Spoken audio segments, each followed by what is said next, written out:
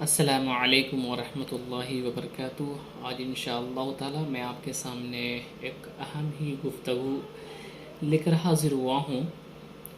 اعوذ باللہ من الشیطان الرجیم، بسم اللہ الرحمن الرحیم۔ یا ایھا الذین آمنوا کتب علیکم الصیام کما کتب علی الذین من قبلکم لعلکم تتقون۔ اے ایمان والو، تم پر روزہ فرض کیا گیا ہے، تم سے پہلے بھی لوگوں پر روزہ فرض کیا گیا تھا، شاید کہ تم تقوی اختیار کرو۔ تو یہ بہت ہی زبردست لفظ ہے، اور روزے کے ساتھ اور تقوی کو جو ہے ایک مناسبت ہے اور ایک تعلق ہے، وہ انشاءاللہ تعالی میں آپ کے سامنے رکھنا چاہتا ہوں کہ تقوی کس خوبی اور کون سی کوالٹی اور تقوی کا مفہوم کیا ہے، وہ ہمارے اور آپ کے سامنے آ جائے تو بہتر ہوگا۔ لفظ تقوی جو ہے بہت ہی معنی خیز اور وسیع لفظ ہے۔ تقوی لفظ قرآن کے اندر تقریباً 250 بار کا لفظ استعمال ہوا ہے، تو اس کی مختلف شیپ کے ساتھ، اس کی مختلف شکلوں کے ساتھ۔ تقوی کو سمپل لفظ میں ہم سکتے ہیں کہ تقوی کا معنی اللہ سے ڈرنا، اللہ کے بارے میں سوچنا، ٹو بی کانشیس اباؤٹ اللہ سبحانہ و تعالی، ہر وقت اللہ کا خیال کرنا۔ یعنی تقوی ایک ایسی جامع صفت ہے اور ایک ایسا جو ہے ملکہ ہے، اور ایک ایسی مستقل ایک خوبی ہے، ایک طبیعت ہے، ایک مزاج ہے کہ اگر وہ کسی انسان کے اندر سرایت کر جائے تو تمام کے تمام اعمال، تمام کے تمام حرکتیں وہ انسان کے تقوی کے اندر ہی چلتے ہیں۔ اور رمضان کا جو الٹیمیٹ گول ہے، رمضان کا جو مقصد ہے اور روزے کا جو مقصد ہے، وہ اللہ سبحانہ و تعالیٰ نے تقوی بتایا ہے کہ اگر جو ہے انسان جس طریقے سے حلال چیزوں سے پرہیز کرتا ہے، کھانے سے، پینے سے، اپنے خواہش کو کنٹرول کرتا ہے، اس کے ساتھ ساتھ تو اگر حلال چیزوں کو جو ہے کنٹرول کرنے کی ہمیں تعلیم دی جاتی ہے اور ٹریننگ دی جاتی ہے، تو اگر جو ہے حرام چیزیں تو بدرجہ اولیٰ ہمیں اس پہ جو ہے توجہ دینے کی ضرورت ہے۔ اور رمضان کا جو مہینہ ہمارے سامنے ہے، اس سے جو ہے تقوی کی جو ہے تقوی سے ہمیں صبر کی بھی تعلیم دی جاتی ہے کہ آپ تمام حلال چیزیں آپ کے سامنے موجود ہوتی ہیں، تب بھی آپ جو ہے رکتے ہیں کہ ہمیں کھانا نہیں کھانا ہے، لیکن اللہ کا جب حکم آئے مغرب کے وقت، تب ہم اللہ کا جو ہے حلال لقمہ جو ہوتا ہے وہ اپنے منہ کے اندر ہم ڈالتے ہیں، یا ہم پیتے ہیں، یا کچھ کھانے کی کوشش کرتے ہیں۔ اس طریقے سے تقوی جس طریقے سے رمضان کے اندر جو ہے کھانے پینے سے رکتے ہیں، اس طریقے سے ہماری ایک ٹریننگ ہوتی ہے، ہماری آنکھوں کی حفاظت، ہماری کان کی حفاظت، اور ہماری حرکات و سکنات کی حفاظت، یہ تمام چیزیں جو ہے تقوی کے ذریعے سے ادا کی جاتی ہیں کہ ہمیں غیبت بھی نہیں کرنا ہے، چغلی بھی نہیں کرنا ہے، غیبت سننا بھی نہیں ہے،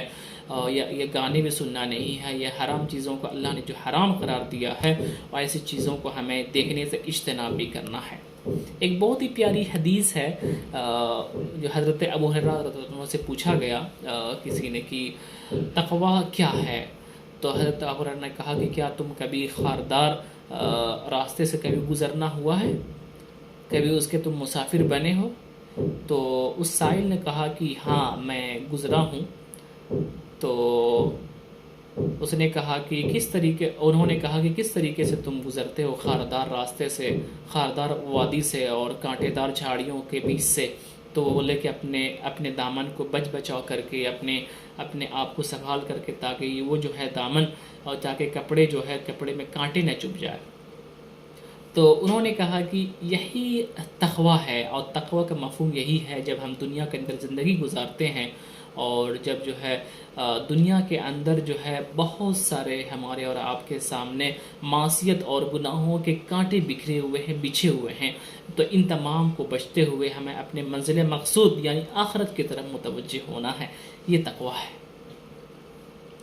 اس طریقے سے تقوی صرف جو ہے ہمارے سامنے دلی کیفیت کا نام